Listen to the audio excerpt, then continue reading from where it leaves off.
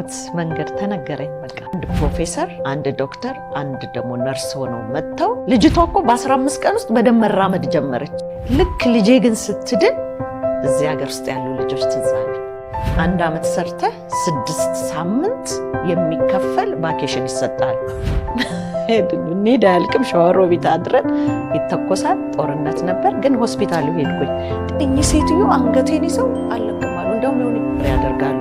በዚህ የምታጠባ ይዛለች ድክ ድክ ምናምና እዛ ቁርስ በልቼ ስርዓቴ ምን ስታይ ነው የተጠጋችኝ።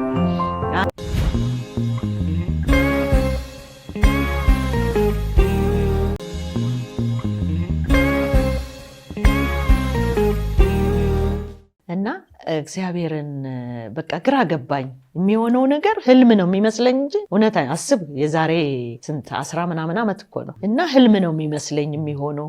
ማንም እኔን ወጥቶ እዛ ነጋ፣ ብርድ ነው፣ ምንም ነገር አልለበስኩም። ማንን ልጥራ በዛ ሌሊት? እና ብሶ አሁን ይሄንን ነገር አያውቅም። ሁሌ የአብርሃም ታሪክ በጣም እግዚአብሔርን አመነ፣ በቃ አመነው እና እግዚአብሔርን አመንኩት። እዛ መጨረሻ አንደኛዋ ነርስ ስትወጣ ያው በቁጥር ነው የሚገባው፣ እነሱ ናቸው የሚገቡት። ኢንቴንሲቭ መግባት አትችልም። ለመንኳት።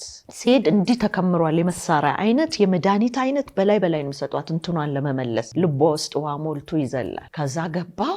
ስታየኝ እኔ አላለቅስም አላጉረም። እኔ ይገርመኛል፣ ከኔ ግን አይደለም። አላለቅስም አላጉረመርምም። ሰው ደህና ነሽ ሲለኝ ጌታ ይመስገን እንዴት ነው? እግዚአብሔር መልካም ነው። እች ቃል ነው የሚወጣ። ውስጥ ብዙም ቢታገልህ ብዙ የሚልህ ነገር አለ። የሰራው ኃጢአት ነው ምናምን ታውቃለህ፣ ብዙ የሚለው ድምፅ አለ። ግን እግዚአብሔር አሁን ላለሁበት እዚህ አሁን ለምሰራ ለዛ ይመስለኛል እኔን ሲያዘጋጀኝ የነበረው አሁን ሲገባኝ። በወቅቱ ግን እና ስገባ እሷ አይኗ ቁልጭ ይላል። ሳወራት አታወራ፣ ግን ያው መድኃኒት መሳሪያ ምናምን አለ። አንድ ወጣት ዶክተር በጣም በቃ እንዴት ልበል እንደ ታላቅ ወንድም ነበረ ትሬት የሚያደርጋትና አስረዳኝ። እሱ ኢንቴንሲቭ ብዙም አይፈቀድም ወጣው ማለት ነው። እንደዛ እያለች ጉበቷ አበጠና አንችልም ብለው አስወጧት ማለት ነው። ከዛ ምንድነው የሚባለው የሞት መንገድ ተነገረኝ። በቃ ቤት አሰነ። በቃ ጉበቷ አብጧል አይቻልም ተብሎ ከኢንቴንሲቭ ወጣ ሌላ ቦታ ሆነች ማለት ነው። ወደ 23 ኪሎ ገባች። ከዛ አታወራም፣ አትንቀሳቀስም፣ ምን አትልም። መሳሪያ ሁሉ ጠፋ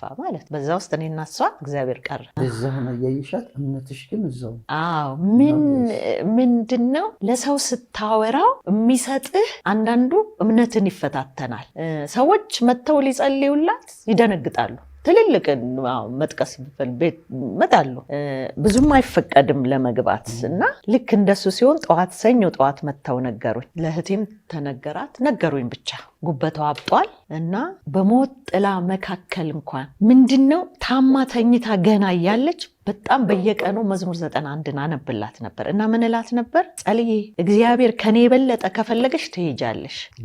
ከባድ አይደለም ማለት አይደለም፣ ውስጤ የሚታገለኝ ግን ባፌ አላወጣውም ነበር።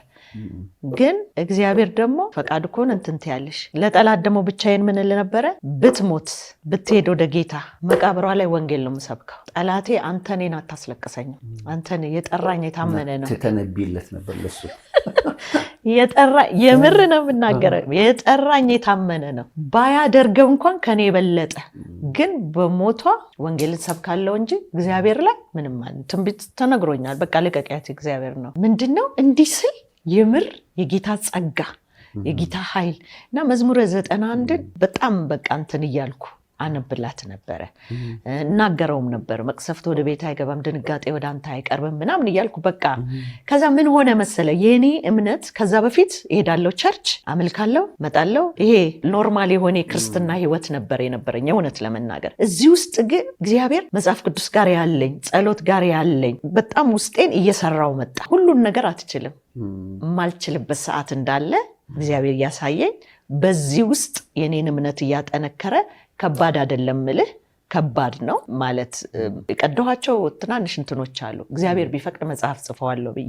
ግን ምንድነው ብዙ ሰው ትንሽ ልጅ ደግሞ ቤት አለኝ። ይሄ ልጅ ወላጅ ይፈልጋል፣ እኔን ይፈልጋል። ግን በዚህ ሁሉ እግዚአብሔር መልካም ነው በስተቀር ሌላ ነገር አልናገርም። እንዴት የእግዚአብሔር ጸጋ ነው ይሄ። እንደዚህ ያለ ልክ ጠዋት ላይ ሰኞ ጠዋት መጥተው አንድ ፕሮፌሰር፣ አንድ ዶክተር፣ አንድ ደግሞ ነርስ ሆነው መጥተው በቃ መድኃኒት ምን ቆሟል መጥተው ነገሩኝ። ሲነግሩኝ ለማንም አላወራው ጸልዩልኝ ምናምን አላሉ። ቀጥታ ጠራኋትና ያው ልቧ ቀጥ ካለ መሳሪያውን እንትን ስለ እያት ምናምን ብዬ አትገላበጥ ምንም ነገር አታደርግ ተነስቼ ወደ ቤት ሄድኩኝ። በህይወቴ የማረሳው ጸሎት ነው የጸለይኩት። በር ዘጋውና መሞት ካለባት አሁን አይደለም፣ ምክንያቱም ትቆጥር ነበር እንደዚህ ብዬ ማማ እዚህ ትወስጂኛለሽ ይሄን ልብስ እንገዛለን ምናምን ትለኝ ነበር። ከዛ መሞት ካለባት አሁን መሞት የለባትም። ሁለተኛ ደግሞ እኔ አንተንም ማምነው ይሄ ለሙታን ህይወት ሰጠ ተነሳ ሽባውን ተረተረ የሚባለው አሁን እዚህ ላይ መቀበል አቃተኝ። ማለት ትሞታለች የሚለውን ነገር መቀበል አቃተኝ። ስለዚህ ይሄ ሽባ ተረተረ የሚባለው ሚራክል ተደረገ የሚባለው እኔ ቤት ከሰራ ሕያው ነው ቃሉ፣ ካልሰራ ግን ታሪክ ነው። ከጌታ ጋር ነው እንደዚህ ያርክ። አለቀስኩ፣ ነፍሴን አፈሰስኩ፣ ታጠብኩ፣ ተነሳሁ፣ ሄድኩኝ። አትገላበጥም ምንም በቃ አንተን የምታዞራት አጥንትና ቆዳ ነው። ከዛ ቀኑ መሸ። ሰኞ ቀን ነው አረሳው። ፓልቶክ የሚባል አለ። ማታ ማታ ባይብል ስተዲ ሰማለሁ እና ባይብል ስተዲ እየሰማው እንቅልፍ ነገር ሰመመን የወሰደኝ ይመስለኛል። ግን ከነሱ እኔ እንዴት እስካሁን ድረስ አይገባኝም። ብቻ ሽባውን ተነሳና ተመላለስ አለው የሚለው ቃል ብቻ ነው የምሰማው። ብድግ አልኩኝና ልጄ ተፈወሰች አልኩኝ። እንዴት አላቅም። ልክ እኔ ስል እሷ ወዲያው ተነስታ ቁጭ አለች።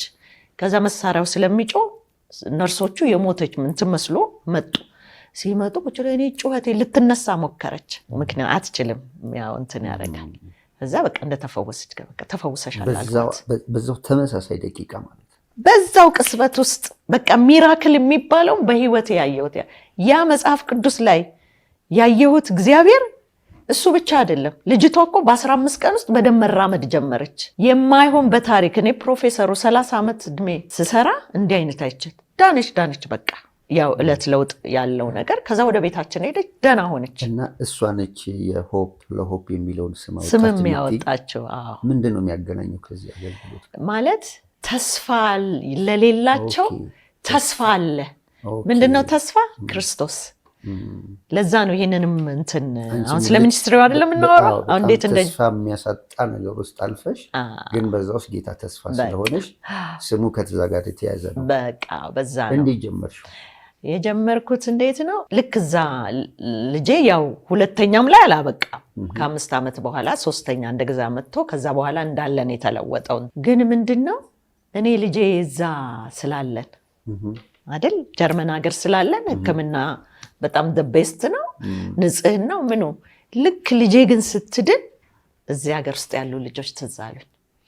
አዲስ አበባ ውስጥ ያሉት አይደለም ምን አይደለም፣ እዛ ጥግት ገጠር ላይ ያሉት እንዲህ አይነት ነገር ቢደርስባቸው ማን ነው እንትን ብዙ ልጅ እንደሚሞት እናቶች ሀዘን ውስጥ እንደሚገቡ። ሁለተኛ ደግሞ ነው የምሰራው ነርሲንግ ሆም ውስጥ አሮጊቶች ጋር በጣም ረጅም እና እናቶች የሚሰማቸው ስሜት ገባኝ። ለልጆች በሙያዬ ነርሲንግ ሆም ነው የምሰራው እንትን አሮጊቶችን 25 ዓመት በላይ ሰርቻለሁ። ከዛ በቃ ጌታን ምን አልኩኝ፣ አንተ ልጅን ካዳንክ እንደዚህ አይነት ነገር እኔ 1 ዓመት ሰርተህ 6 ሳምንት የሚከፈል ቫኬሽን ይሰጣል ጀርመን ሀገር፣ ይሄንን ላንተ ለይቼዋለሁ አልኩኝ። መዞር የለም ቫኬሽን ያያ ምናምን የለም። እረፍቴን ለወንጌል ለይቼዋለሁ። እሱም ገጠር ላሉ እናቶችና ሴቶች። በዛ ነው የጀመርኩት። ይሄ ምን ማለት ነው? ለይቼዋለሁ ስትይ አትሰሪም? ቁጭ ትጸልያለሽ ወይስ? እመጣለሁ ቫኬሽኔን። ድሮ አገር ነው የማየው፣ መዝናናት ነው አይደል? ሰርተህ ለመዝናናት ነው። አሁን ግን እመጣና ወንጌል ነው የምሰራበት። በዛ እስር ቤት ጀመርኩ። ጦርነትም የተጎዱት ጋር እና ጣዬ እና ደብረ ብርሃን ምናምን እንደዛ መሄድ ጀመርኩ። መቀሌ እንደዛ እያልኩ ነው። ይሄ ሚኒስትሪ ለዚህ ነው ይሄንን አድርጌ የጀመርኩት ማለት ነው። እና በዛ በእረፍትሽ ድርጅቶች ምናምን ወይም መንግስት እየረዳሽ ነው? አይ አይደለም። በእረፍትሽ ጊዜ ምንሽ በእረፍትሽ ጊዜ እዚህ መጥተሽ ለምታደርጊው እንቅስቃሴ? አይ አይደለም። ከዚህ በፊትም ሰምቻለሁ በእስር ቤቶች በተለያየ ሀገር ዝዋይ፣ ሐዋሳ የተለያዩ ቦታዎች እስረኞችን ትጎበኛለሽ፣ እንደሱ ሰምቻለሁ። እና ምንድን ነው ለዚህ አገልግሎትሽ ምንጭ፣ የገንዘብ ምንጩ ምንድን ነው? አዎ ጥሩ ጥያቄ ነው።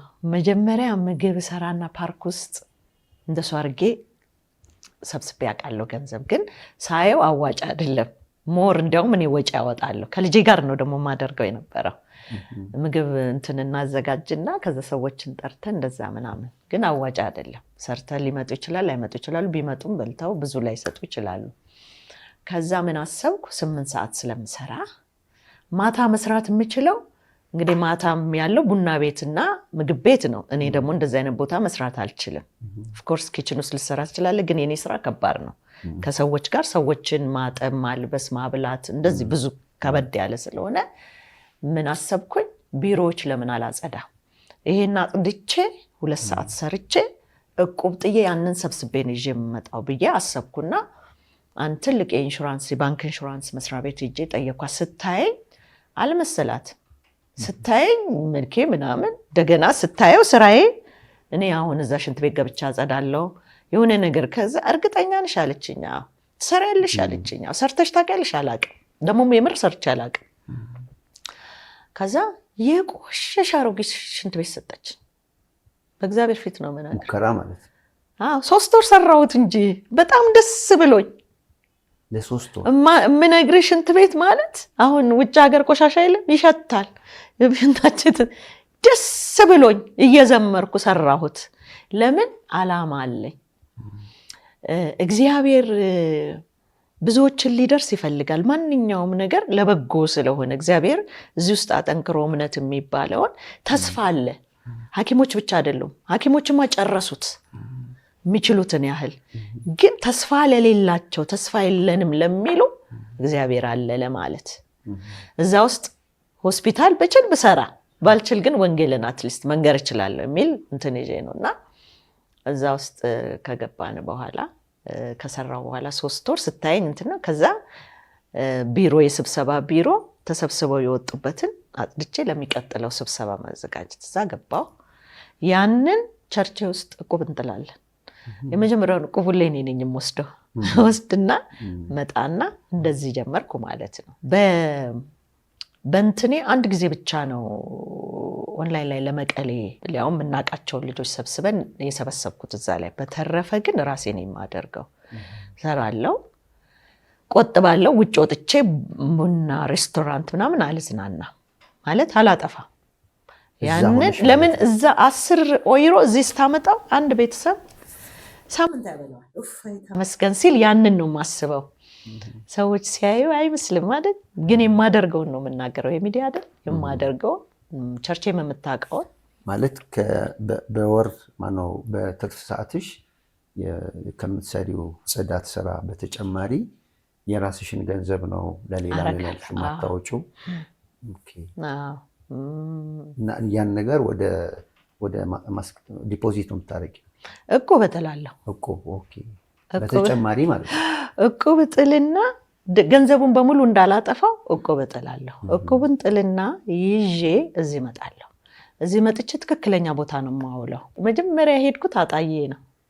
አጣዬ ጦርነት እንዲያውም አባይ ሚዲያ ላይ ተነግሮ ማየት የሚፈልግ ሰው ካለ እዛ ምንድነው የሕክምና ከአማዞን ላይ በየወሩ አንዳንድ ነገር የደም መለኪያ ምናምን አንዴ እንዳይበዛብኝ እንደሱ ኦርደር እያረግኩ አጠራቀምኩት። ሁለተኛ ደግሞ እኔ ኢንሹራንስ ስለነበረኝ ለልጄ ሲመጣ አንዳንድ እንትን የሚለውን አስቀምጬ እሱን ይዤ መጥቼ ነው ያኔ ዶክተር አብይ ያለ ጊዜ የዛን ጊዜ ይዤው መጥቼ በጣም የሚገርመው አለማወቅ ጥሩ ነው። ራይድ ተከራይቼ ከሆነ ክርስቲያን ሾፌር እሱን አድርጌ ነው አጣዬ ደር ቅርብ መስሎኝ እንሂድ አያልቅም። ሸዋሮቢት አድረን ይተኮሳል። ጦርነት ነበር ግን ሆስፒታሉ ሄድኩኝ። ጤና ጣቢያው ተቃጥሎ ነበር። የሙሉ ወንጌል ፓስተር እሱ ነው ይዞን ሄደው። እሑድ ቀን ነው። ሰዎቹ መጡ፣ አስረከብኳቸው እዛ ማለት ነው። ገብቼ ሆስፒታሉን ሳየው አሮጊቶች በጣም ውስጥ የተነካ ሲሪየስ ሆኜ ይህን አገልግሎት እንድገባበት በቃ እዛ ያየሁት ሆስፒታል ውስጥ ያየሁት ነገር ነበር። ከዛ ተመልሼ ደብረ ብርሃንም ሄጃለሁ 2 ጊዜ። እዛ ቻይና ካምፕ የሚባለው ሩዝ ምናምን ዘይት ምናምን ይዤላቸው ከዛ በኋላ እስር ቤቶች ጀመርኩ ማለት ነው። ከሆኑ ልጆች ጋር እስር ቤቶች መታጠቢያ ልብስ ምናምን አንዳንዴ ደግሞ ተሰርቶ የጎደለ ነገር በማድረግ እንደዚህ። ግን እስር ቤት ሳይሆን እኔ ልቤ ላይ የነበረው የከበደው አሮጊቶችና ህፃናት ላይ እንደነዚህ ሰዎች አሁን ከአገልግሎት ሽመራ ያንጻር እንደው ያለሽን የምትችይውን ነገር ይዘሽ መጥተሽ ስትሰጫቸው በሰዎቹ ላይ የምታየው እንደው ተስፋ ወይም ደግሞ ምንድን ነው ምላሻቸው? እሱን ነገር አስተውለሽ ታውቂያለሽ? በህይወቴ የማረሳው አጣዬ ሆስፒታል ውስጥ በጣም በቃ ሙትት ያሉ ሽማግሌ ናቸውና መታጠቢያ ሳሙና ምናምን ሌሎችንም እዛ ሆስፒታል ውስጥ ላሉት ሰጠኋቸው ማለት ነው። እንዴት ብድግ ብለው በቃ እምባዬ መጣ ማለት ለምን ለኔ እንዲህ ይሆናሉ እኚህ ሰውዬ እና በጣም ውስጤ በቃ እምባዬ እነሱ ፊት እንዳላለቅስ እንትን አልኩትና ውስጤ በጣም በቃ ልገልጽልህ ከምችለው በላይ በጣም ውስጤ ተነካ። የእሳቸው ሽማግሌ ስቲል ፊቴ ላይ አሉ። ካልጋው ላይ ታሞ የተኙ ናቸውና አንዴት ደግሞ ልጅ ወልዳ ኒውትሪሽን እጥረት ነው ተብሎ ግሉኮሱ በመጥረጊያ እንጨት ነው እንዴ ተንጠለጠለውና ሳይ የእውነት ልቤ ተነካ።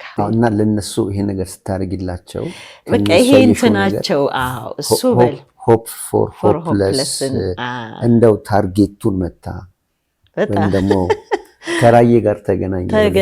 ሁለተኛ መቀሌ ሄጅ አንዲት እናት አንገቴ ስር አለቅም አሉኝ። በቃ ጉልበታቸውን ስስም እና በቃ እና ይሄንን አንገቴን አይገባኝ የሚናገሩት 90 ዓመት 80 ዓመት ይሆናቸዋል ብዬ ነው ማስበው።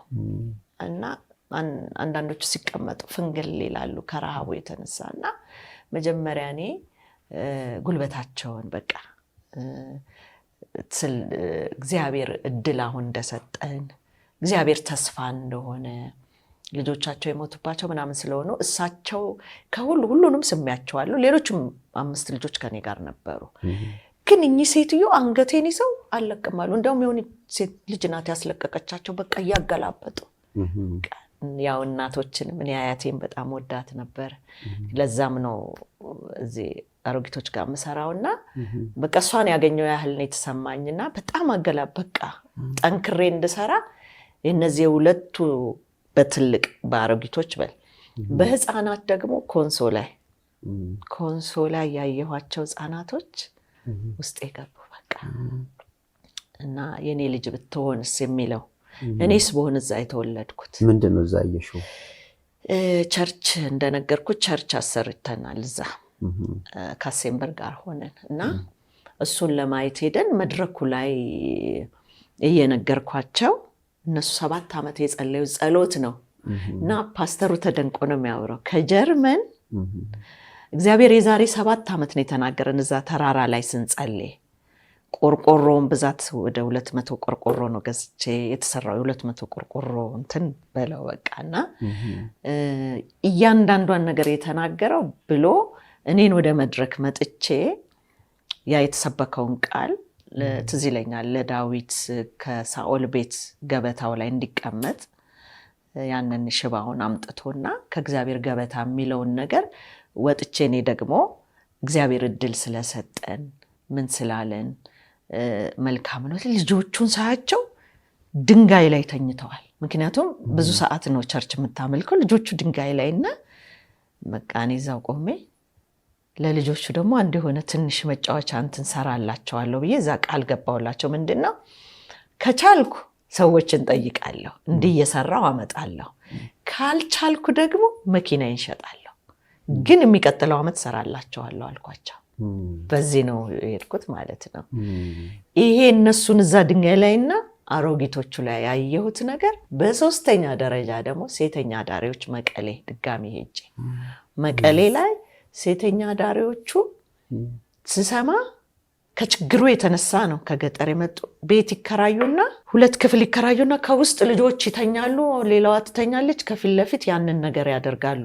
በዚህ መታጠባ ይዛለች ድክ ምናምንና ቁጭ ብዬ በጣም በቃ እነዚህ ስንትኖች የተደፈሩ ሴቶች አሉ፣ ለነዚህ ትንሽ ነገር ብትሰራላቸው ያንን ገንዘቡ ራሱ በ6 ወር መልሱት ብትላቸው ሌሎች ማቋቋም ይችላሉ ብዬ እዛው ወዲያው ውስጤ ላይ እንትን አለ። የምርም ደግሞ አድርጌያለሁ። ስላዋ ከተማ ላይ 2 ጄነሬተር ለተደፈሩ ሴቶች ቀጣይም እሰራለሁ ብዬ አምናለሁ። እነዚህ ሴቶች በቃ እነዚህ 3 ላይ አተኩሬ እንድሰራ ይሄን ሚኒስትሪ በቃ ተስፋ አለ። ነገርን የሚሰጥ የሚያደርግ የሚያዘጋጅ እግዚአብሔር ነው። ተስፋ አለ። ከወደቀ የሚያነሳ እግዚአብሔር ነው። ሳኦል ልጁ አይደል ያ ሰራተኛ እንትን ብላ፣ ግን ዳዊት ሲመጣ ይሄ ሰው ተስፋ የሌለው ሰው ነበር። ግን ምን አደረገ? ከንጉስ ገበታ እንዲበላ እግዚአብሔር እድል ሰጠው። ስለዚህ ቆሜ እያወራኋቸው የማየው ኢንጂነሮች፣ አስተማሪዎች፣ ነቢያቶች ሲወጡ እያወራሁላቸው አየዋለሁ። ያንን ማለት ይሄ እኔ ድሪም ነው። ይሄን ደግሞ ሆኖ አየዋለሁ። አሁን እንደዚህ ተናገርኩ አይደል? እግዚአብሔር ነው ሰሪው፣ ከኔ አይደል። እኔ የምችለውን አደርጋለሁ። ግን በዚህ ነው የጀመርኩት። ተስፋ አለ። መኪናሽን ሸጥሽ ስትመለሽ ወይስ ገና ካሁን በኋላ አልሸጥኩም? ቆይ ልነግርህ ነው እንዴት ሆነ። ይሄንን ራዕይ ይዤ ተመለስኩ ማለት ነው። እሰራለሁኝ ተመለስኩና እዚህ ትምህርት ቤቱ ማለት እንግዲህ በዚህ ዓመት ነው አሁን ይሄንን። ከዛ በፊት ነግሬያለሁ እስር ቤቶች እንትኖች ምናምን። ልክ ስመለስ አንድ ቀን ያወቅኳት ሴት በህይወቴ ላይ በጣም የምትገርም ሴት አዜብ ትባላለች። የሻሎም ሚኒስትሪ እዛ አንተኖች ናቸውና ሆቴል ውስጥ መታወራችኝ ማለት ነው። ከዛ በፊት በሰላምታ ነው ምንስለ እስር ቤት ሊሄድ ህፃናቶች ማረሚያ ቤት ሰው እየጠበቅኩ፣ እሷ ነጋዴ መስያታለሁ። ጠዋት ለብሳለሁ ወጣለሁ። እዛ ቁርስ በልቼ ስርዓቴ ምንን ስታይ ነው የተጠጋችኝ። አይ እንደዚህ ደስ ስላት $100 ከኋላ ኪስ አውጥታ ሰጠችኝ። በዛ ሄድኩና ሳሙና ምናምን ለልጆቹ ለህፃናት ማረሚያ ቤት አለ ልደታ ጋር እዛ ሄድኩኝ። በዛ ኮንታክት አደረግን። ኢቭን ስትጽፍልኝ ምናምን ብዙ መልስ አልሰጣትም። በዛ ኮንታክት ለምን ስለ ልጅሽ አትመሰክሪልንም አለችኝ። ልክ እንደዚህ እሺ ብዬ ዙም ላይ ቀረብኩ። ዙም ላይ መሰከርኩ ማለት ነው። የእሷን ጥቂት አውርቼ ይሄን ሚኒስትሪ አሁን በቃ እንደዚህ ትምህርት ቤት እንትን ብዬላቸው እግዚአብሔር ይረዳኛል ምናምን እያልኩ እያወራሁላቸው ልክ ስጨርስ $500,000 ብር አስገቡልኝ ተባብረው ማለት ነው። ከጎንሽ ነን ብለው ለመጀመሪያ ጊዜ ለመጀመሪያም ለመጨረሻም ከውጭ ወሰርኩት ብር ይሄ ነው። በዛ መጥቼ መሰረት ድንጋዩን ጣልኩኝ። ምክንያቱም ስትመጣ ትራንስፖርት አለ። ምንድን ነው የተሰማሽ? ያ ብር ያልጠበቅሽው ነው ሲገባ እዚህ ቃል የገባሽው ነገር አለ? ግጥምጥሞሹ በቃ እግዚአብሔር ከኔ ጋር ነው ሂጂ ተከናወኝ ብሎኛል ማለት ነው ብዬ አሰብኩኝ።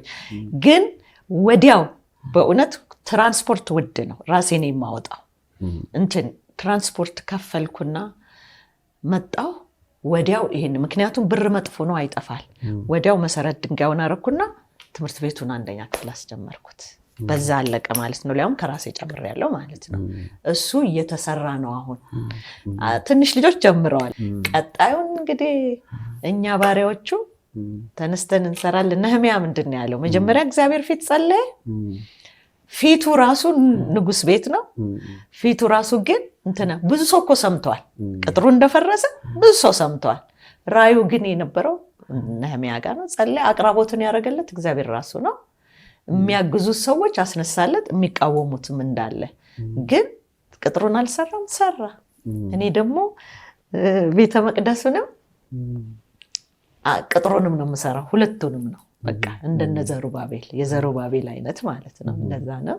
ይሄው እንግዲህ አሁን እየሄደ ነው። ሆፕ ፍቃድ አውጥቶ ነው የሚንቀሳቀሰው?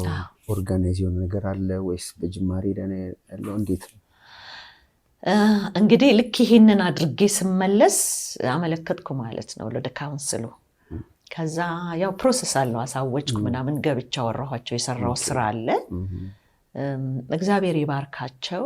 ያው ውጤት የሚታይ ነገር ሲኖር ጥሩ ነው። ዋናው ደግሞ እምነት ነው። ያው አንተ በእግዚአብሔር ፊት ሰው እኮ ብዙ ነገር ውስጥ የሚገባ የሆነ ጊዜ እግዚአብሔር ፊት እንደሚቆም ተጠያቂነትን ስለሚረሳው ነው። እዚህ ላይ ብቻ ነው። ከዛ ያ ነገር ፈጠነ ማለት ነው። ተሳካ፣ ሰጡኝ። ፈጠነ ስልህ ሆነ ፕሮሰሱ። እየሄድኩ እዚህም ሰው የሚረዳኝ ሰው አቆምኩና እየሄደ እየተከታተለ አለቅ። አሁን አልቋል።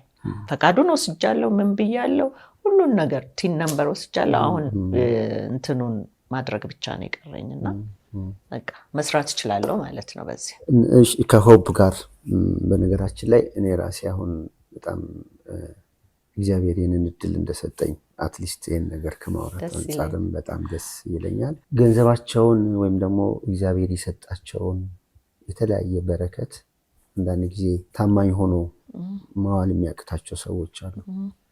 አንዳንድ ጊዜ ደግሞ እውነተኛ ነገር ኑሯቸው ደግሞ የፋይናንስ እጥረት ያለባቸው ደግሞ ሰዎች አሉ። እንደገና ደግሞ በቅንነት ደግሞ ያላቸውን ገንዘብ ለተለያየ አገልግሎት ወይም ሰጥተው ብዙ ነገር ከመስማት የተነሳ በገንዘባቸው ደግሞ እንደዚህ መቆም ጉዳት ወይም ደግሞ ልባቸው የታሰረ ብዙ ሰዎች ይኖራሉ።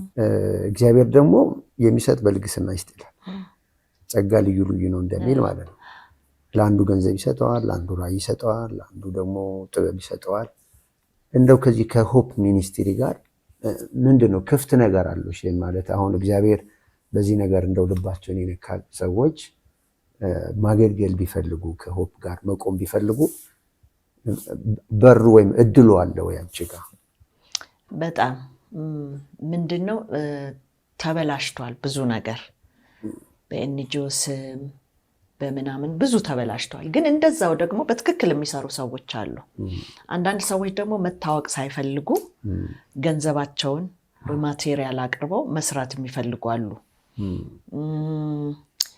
በምክር የሚሰሩ አሉ፣ ገንዘብ በመስጠት እንደገና ደግሞ ከዚህ ሚኒስትሪ ጋራ ተባብረው ለመስራት የሚፈልጉ ሰዎች አሉ። በሁሉም አቅጣጫ የኔ ክፍት ነው። ግዴታ ገንዘብ እኔ ባንክ ውስጥ መግባት የለበትም። አሁን ለምሳሌ ትምህርት ቤቱን አስጀምሬያለሁ አይደል? ይሄን ያህል ብሎኬት ወይም ይሄን ያህል ቆርቆሮ ቢል አሁን የቆርቆሮ ፋብሪካ ይሄን ያህል ቆርቆሮ፣ ሲሚንቶ ፋብሪካ ይሄን ያህል ሲሚንቶ ሰጣለሁ ቢል በጣም በደስታ ነው። አሁን ለምሳሌ አሁን ሲሄድ አንድ ሻንጣ አዲስ ልብስ መስሪያ ቤቷ ከዛ ድረስ ነው ተሸክሜ የመጣሁት። 2 ጊዜ ነው እንትን ሲል ሻንጣ ልብስ ሰጠችኝ። አንድ አይነት ሲሆን እዚህ ቀረጥ ምናምን ስለሚሉ በየጊዜው ስመጣ ትንንሽ እያመጣው ደባልቄ አሁን አንድ ሻንጣ ልብስ ይዤላቸው ሄዳለሁ። እንትኖቹ ምንድነው ሰው በጉልበቱም ይሁን በገንዘቡም ይሁን ድርጅቶች እንደውም ደስ ይለኛል ስፖንሰር ቢሆኑኝ፣ የትምህርት ቤት ደብተር ቢያቀርቡ፣ እስክሪብቶ ቢያቀርቡ፣ አልባሳትን ቢያቀርቡ፣ የትኛውም አይነት ነገር እኔ ጋር ክፍት ነው። አብረን እንሰራለን፣ አብረን እንላለን። እንዲያውም ሞር እኔ ከገንዘብ ማቴሪያሉን ቢያቀርቡ ደስ ይለኛል። ማለት እኔ ሚድል ክላስ የሚባለው ጀርመን ሀገር ላይ ኖራለሁ ማለት ራሴን ችዬ ድሃ አይደለሁ ሀብታምም አይደለሁ፣ ግን ኖርማል ኑሮ የምኖር ሰው ነኝ። ሰርቼ የምኖር ሰው ነኝ። ልጆቼም አሁን ዩኒቨርሲቲ ተማሪዎች ናቸው፣ ይሰራሉ። እንደውም አንዳንድ ጊዜ ትኬት ይገዙልኛል አብረው እንትን ስለሚሉ እና ይሄንን በጣም ነው ደስ የሚለኝ። ስፖንሰር የሚሆን ሰው ግን ትክክለኛ የሆነ ሰው። አንዳንድ ሰው የሆነን ነገር ታርጌት አድርጎ ነው የሚመጣው እና ብዙም አልስማማባቸው ነገሮች አሉ።